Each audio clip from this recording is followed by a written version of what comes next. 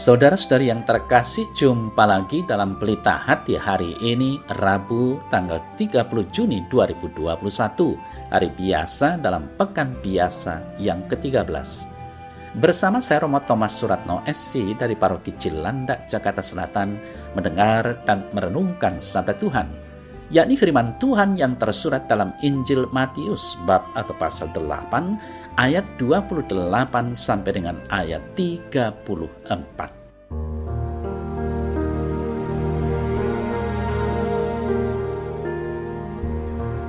Pada suatu hari, Yesus menyeberangi danau Genesaret dan tiba di daerah orang Gadara. Maka datanglah dari pekuburan dua orang yang kerasukan setan menemui dia. Mereka sangat berbahaya, sehingga tak seorang pun berani melalui jalan itu. Dan mereka itu pun berteriak katanya, "Apakah urusanmu dengan kami, hai anak Allah? Adakah engkau datang kemari untuk menyiksa kami sebelum waktunya?" Tidak jauh dari mereka itu ada sejumlah besar babi sedang mencari makan. Maka setan-setan itu minta kepada Yesus katanya, "Jika engkau mengusir kami, suruhlah kami pindah ke dalam kawanan babi itu." Yesus berkata kepada mereka, "Pergilah." Lalu keluarlah mereka dan masuk ke dalam babi-babi itu. Maka terjunlah seluruh kawanan babi itu dari tepi jurang ke dalam danau dan mati di dalam air. Maka larilah penjaga-penjaga babi itu, dan setibanya di kota diceritakannya segala sesuatu juga tentang orang-orang yang kerasukan setan itu.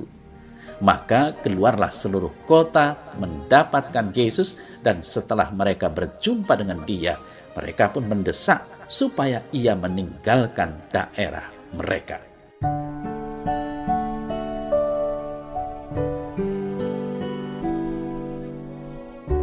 Saudara-saudari yang terkasih, Tuhan tidak akan membiarkan manusia celaka.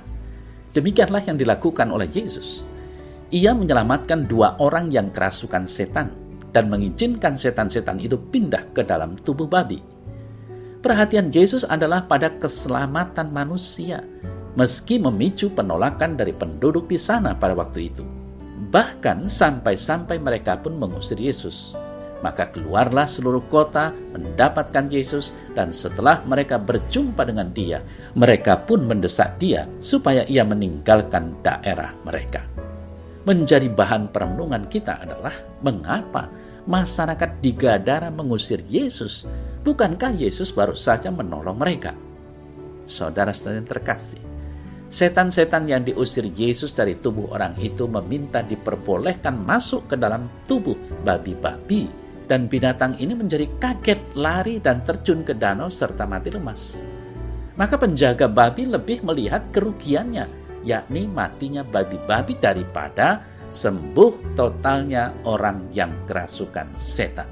Dan akhirnya Yesus sang penyembuh yang diusir dari daerah itu.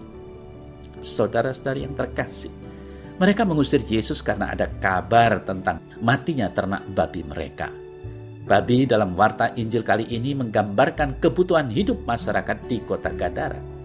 Sedangkan karya Yesus terhadap dua orang yang kerasukan setan adalah gambaran tanggung jawab umat manusia yang peduli terhadap orang lain. Orang-orang di Gadara agaknya sangat mengutamakan kebutuhan hidup, sehingga mengesampingkan tanggung jawab terhadap sesama yang sedang menderita. Saat itu terlihat, ternyata kawanan babi dinilai jauh lebih berharga daripada jiwa dua orang yang dirasuki setan. Seringkali, saudara saya terkasih, kita kehilangan kemampuan untuk melihat sesama kita sebagai pribadi yang sangat berharga di mata Allah. Kita lebih menghargai harta kekayaan yang fana, sedangkan manusia, citra Allah, kita anggap rendah. Kita tidak peduli terhadap orang-orang yang terhilang karena perbuatan dosa mereka atau karena pekerjaan si jahat. Kita bahkan tidak peduli jika mereka nanti ada dalam kematian kekal. Saudara-saudari yang terkasih, pandangan manusiawi kita ternyata sangat berbeda dari pandangan ilahi Tuhan Yesus.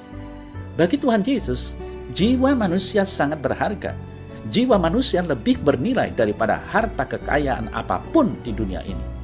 Oleh sebab itu, mari kita memohon ampun karena seringkali tidak peduli terhadap sesama manusia, marilah kita menghargai manusia dengan melayani kebutuhan rohani mereka dan mendoakan mereka di hadapan Tuhan Yesus.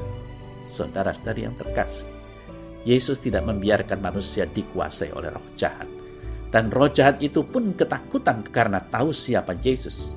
Apa urusanmu dengan kami, hai anak Allah? Adakah engkau kemari untuk menyiksa kami sebelum waktunya? Roh jahat itu mengenal Yesus sebagai putra Allah, seperti nampak terungkap dalam diri orang yang kerasukan setan. Oleh karena itu, mengenal saja tidak cukup. Kalau kita hanya mengenal, kita bisa menjadi alat setan dan berlaku jahat. Dan bisa jadi kita bisa kerasukan karena menolak kehadiran Yesus.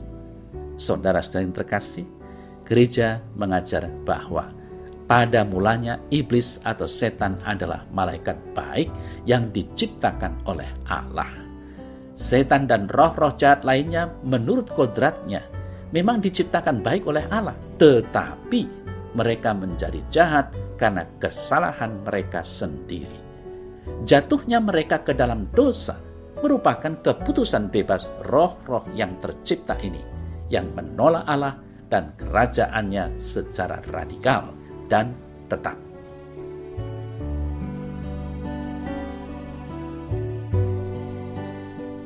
Dalam nama Bapa dan Putra dan Roh Kudus. Amin. Ya Tuhan Allah, jadikanlah aku manusia yang lemah ini untuk tetap melihat dan menilai seperti Engkau sendiri, bahwa manusia lebih penting dan utama untuk dibantu supaya selamat. Maka tolonglah aku senantiasa dengan pencurahan Roh-Mu, sehingga aku betul-betul dimampukan oleh-Mu sendiri dalam membantu sesama. Amin. Dalam nama Bapa dan Putra dan Roh Kudus. Amin.